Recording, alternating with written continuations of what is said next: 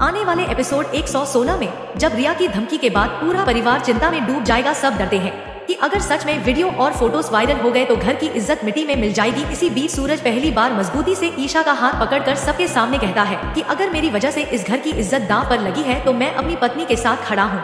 ये सुनकर ईशा हैरान रह जाती है क्योंकि अब तक सूरज ने कभी भी उसे पत्नी का दर्जा नहीं दिया था। दूसरी तरफ आरव गुस्से में रिया के कमरे में घुसकर कहता है कि अब बस बहुत हो गया। अगर तूने मेरी और काव्या की जिंदगी बर्बाद करने की कोशिश की तो इस बार तेरे खिलाफ इतना बड़ा कदम उठाऊंगा कि तू हमेशा के लिए पछताएगी। रिया चालाकी से मुस्कुराती है और कहती है कि आरव तू चाहे जितना मुझे डराने की कोशिश कर ले पर सच यही है कि मेरी हार अधूरी है और जब तक तेरी जिंदगी से काव्या को निकाल नहीं दूंगी तब तक मैं चैन से बैठने वाली नहीं हूँ। इसी बीच परिवार में शगुन की रस्म अचानक रुक जाती है जब पुलिस घर के दरवाजे पर आ पहुंचती है। सब हैरान रह जाते हैं और सोचते हैं कि किसने पुलिस को बुलाया। रिया घबरा जाती है लेकिन चेहरे पर मासूमियत का नकाब ओढ़ लेती है। सूरज पुलिस से कहता है कि आप आए हैं तो सच सामने आएगा चाहे कुछ भी हो। अब ये झूठ ज्यादा दिन तक टिकने वाला नहीं है। वहीं पुलिस के घर में आते ही सबके दिलों की धड़कनें तेज हो जाएंगी। सूरज साफ आवाज में कहेगा कि अगर इस घर में किसी ने झूठ बोलकर किसी की इज्जत पर दाग लगाया है तो अब वो सच सबके सामने आएगा। पुलिस इंस्पेक्टर सीधा रिया से पूछताछ करेगा और सबके सामने उसके फोन की जांच की मांग करेगा। रिया बार बार इनकार करेगी और कहेगी कि मैंने कुछ नहीं किया, लेकिन ईशा तुरंत बोल उठेगी